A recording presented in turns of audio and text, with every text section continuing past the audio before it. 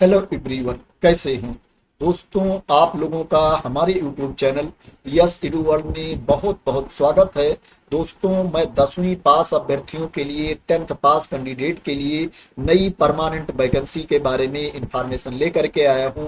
दोस्तों, permanent government job है और दोस्तों ये जो नौकरी है सेंट्रल गवर्नमेंट के अंतर्गत आती है, केंद्र सरकार के अंतर्गत ये नौकरी आती है। अगर आप सेंट्रल गवर्नमेंट के अंतर्गत जॉब करना चाहते हैं तो आप इसमें अप्लाई कर सकते हैं। ऑनलाइन मोड में आपको अप्लाई करना है। अब दोस्तों, मैं आप लोगों को वैकेंसी की इंफॉर्मेशन पर लेकर चलता हूं और बताता हूं कि मैं किस वैकेंसी की बात कर रहा हूं। दोस्तों, मैं बात कर रहा हूं north east institute of science and technology की वैकेंसी के बारे में, NEIST के वैकेंसी के बारे में। दोस्तों, ये CSIR के अंतर्गत आता है। CSIR है वो केंद्र सरकार के अंतर्गत आता है, इसलिए आपकी नौकरी केंद्र सरकार के अंतर्गत आएगी। दोस्तों, एप्लीकेशन की स्टार्टिंग डेट की बात करें तो एप्लीकेशन ऑलरेडी स्टार्ट हो चुका है। जो एप्लीकेशन की लास्ट डेट है 6 जून 2025 है। 6 जून 2025 तक आपको ऑनलाइन मोड में अप्लाई करना है। फीस पेमेंट की भी लास्ट डेट 6 जून 2025 है। एग्जाम डेट के बारे में अभी इंफॉर्मेशन नहीं दी गई है। एग्जाम डेट के बारे में बाद में इंफॉर्मेशन दी जाएगी। अब बात करें कि किस पोस्ट की वैकेंसी है और उसके लिए आपके पास क्वालिफिकेशन क्या होना चाहिए। वैसे मैंने आप लोगों को बता दिया है कि 10वीं पास होना चाहिए, लेकिन इसके आगे और क्या मांगा गया है उसके बारे में भी मैं आप लोगों को इंफॉर्मेशन दे देता हूं।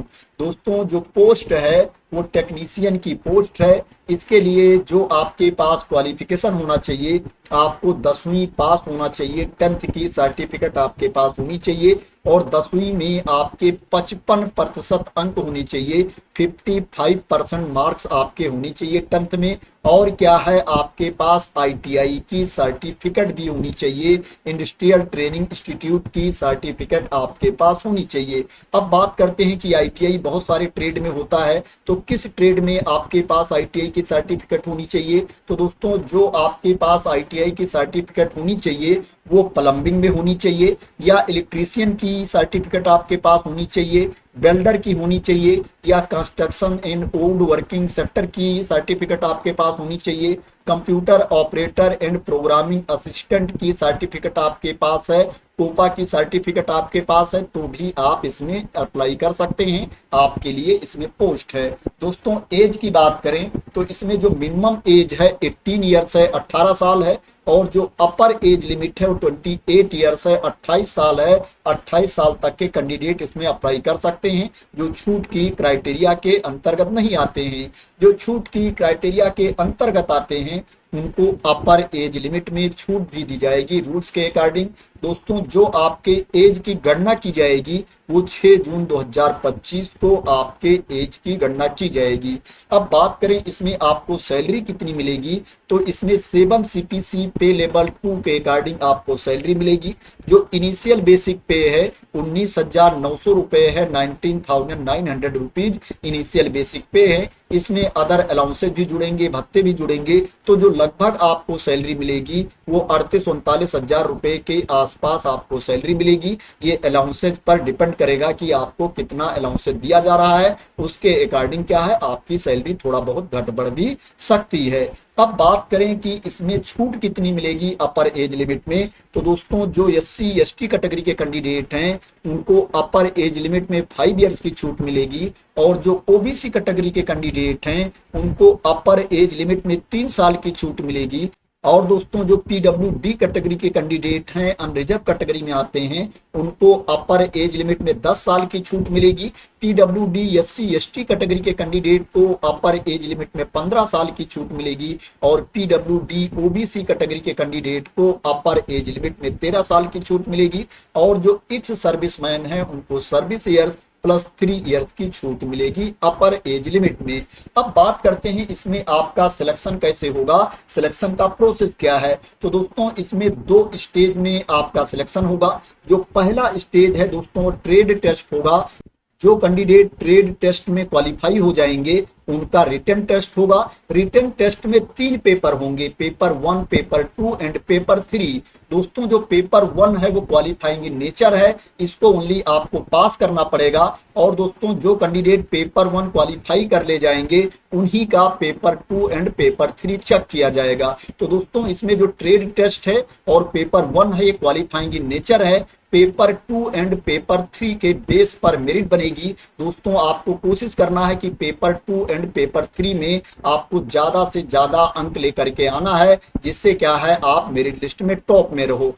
अब बात करें जो आपका रिटन टेस्ट होगा उसमें कितने क्वेश्चंस पूछे जाएंगे, उसके लिए आपको टाइम कितना दिया जाएगा, कहां कहां से प्रश्न पूछे जाएंगे, निगेटिव मार्किंग होगी कि नहीं होगी, एग्जाम पैटर्न क्या है, सिलेबस क्या है। तो दोस्तों इसमें जो आपका एग्जाम होगा वो कंप्यूटर बेस्ड आपका एग्जाम हो सकता है या ओएमआर बेस्ड आपका एग्जाम हो सकता है। मीडियम ऑफ क्वेश्चंस की बात करें तो दोस्तों जो आपका प्रश्न होगा वो इंग्लिश और हिंदी दोनों में होगा, लैंग्वेज के प्रश्नों को छोड़ करके।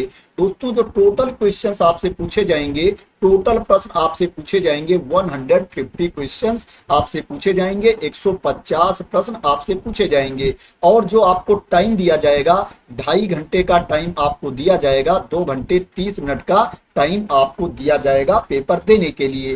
दोस्तों इसमें जो पेपर 1 होगा उसके लिए आपको 1 घंटे का टाइम दिया जाएगा, ये मेंटल एबिलिटी टेस्ट होगा। इसमें आपसे 50 क्वेश्चंस पूछे जाएंगे, 50 प्रश्न पूछे जाएंगे। इसके लिए आपको 100 अंक मिलेगा, 100 मार्क्स मिलेगा। जो एक प्रश्न आपका होगा वो 2 अंक का होगा, इसमें निगेटिव मार्किंग नहीं होगी। दोस्तों जो पेपर 2 होगा इसके लिए आपको 30 मिनट्स का टाइम दिया जाएगा, 30 मिनट का टाइम दिया जाएगा। इसमें जनरल अवेयरनेस से 25 क्वेश्चंस पूछे जाएंगे, 25 प्रश्न पूछे जाएंगे और उसके लिए आपको 75 अंक दिए जाएंगे, 75 मार्क्स दिए जाएंगे। जो एक प्रश्न आपका होगा वो 3 अंक का होगा। इंग्लिश लैंग्वेज से 25 क्वेश्चंस पूछे जाएंगे, 25 प्रश्न पूछे जाएंगे। इसके लिए भी आपको 75 अंक मिलेगा, 75 मार्क्स मिलेगा। जो एक क्वेश्चन आपका होगा 3 मार्क्स का होगा, इसमें निगेटिव मार्किंग भी होगी। अगर आप किसी प्रश्न का गलत उत्तर देते हो तो एक गलत उत्तर के लिए आपके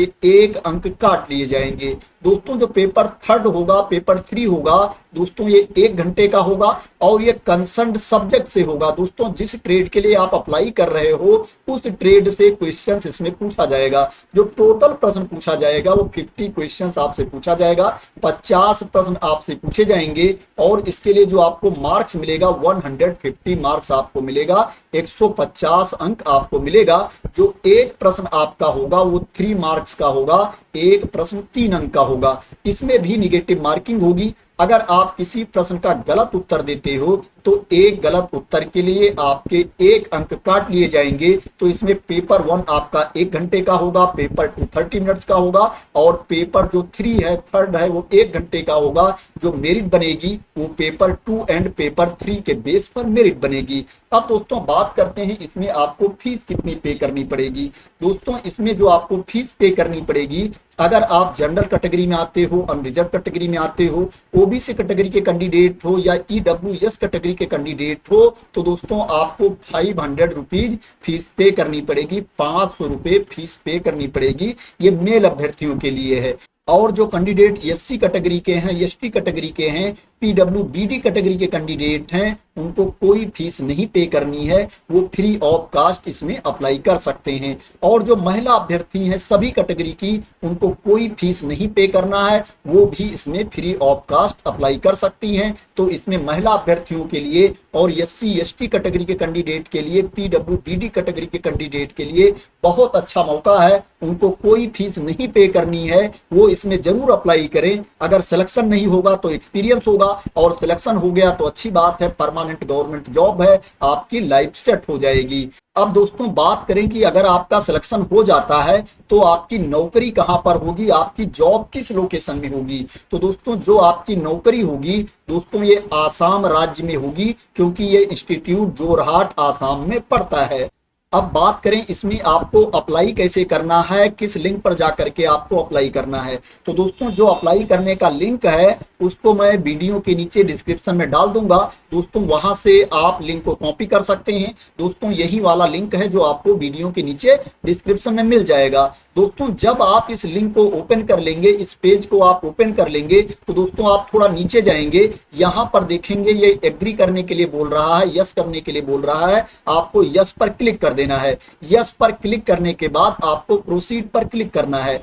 जब आप प्रोसीड पर क्लिक कर देंगे तो यहां पर ये रजिस्ट्रेशन आईडी इंटर करने के लिए बोलेगा, और आपने रजिस्ट्रेशन नहीं कर रखा है इसलिए आपके पास रजिस्ट्रेशन आईडी होगी नहीं, इसलिए पहले आपको रजिस्ट्रेशन करना पड़ेगा। रजिस्ट्रेशन करने के लिए आपको न्यू रजिस्ट्रेशन पर क्लिक करना है। दोस्तों जब आप न्यू रजिस्ट्रेशन पर क्लिक कर देंगे तो आपके सामने रजिस्ट्रेशन वाला पेज ओपन होकर के आ जाएगा। जो जो डिटेल्स यहाँ पर मांग रहा है दोस्तों आपको फिल करना है। फिल करने के बाद आपको नेक्स्ट पर क्लिक कर देना है। दोस्तों जब आप नेक्स्ट पर क्लिक कर देंगे तो अगला पेज ओपन होकर के आ जाएगा। वहां पर भी जो जो डिटेल्स मांग रहा है दोस्तों आपको फिल करना है। फिल करने के बाद आपको अपना रजिस्ट्रेशन कंप्लीट कर लेना है। रजिस्ट्रेशन कंप्लीट करने के बाद आपको दोबारा यहीं पर आना है। यहाँ पर रजिस्ट्रेशन आईडी डालने के बाद क्या है, आपको लॉगिन करना है। लॉगिन करने के बाद दोस्तों क्या है, आपको अपना एप्लीकेशन कंप्लीट कर लेना है। जो डिटेल्स फिल करने के लिए बोला जाएगा वो डिटेल्स आपको फिल करना है और अपना एप्लीकेशन कंप्लीट कर लेना है। तो आशा करते हैं आपको क्लियरिटी मिल गई होगी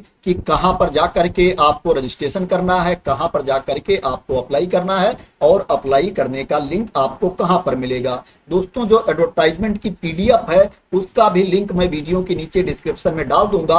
वहां से आप एडवर्टाइजमेंट ओपन कर सकते हैं और अप्लाई करने से पहले पूरी डिटेल्स रीड कर सकते हैं, चेक कर सकते हैं। उसके बाद दोस्तों आप अप्लाई कर सकते हैं। दोस्तों अगर आपको इस वैकेंसी के बारे में क्लियरिटी मिल गई हो और आप मेरे द्वारा दी गई इंफॉर्मेशन से सेटिस्फाई हो तो दोस्तों इस वीडियो को लाइक कर देना, शेयर कर देना, और मेरे चैनल को सब्सक्राइब ना किया हो तो सब्सक्राइब कर लेना इसी तरह की इंपॉर्टेंट अपडेट के लिए, इंफॉर्मेशन के लिए, वैकेंसी की न्यूज के लिए। तो थैंक यू सो मच दोस्तों फॉर वॉचिंग।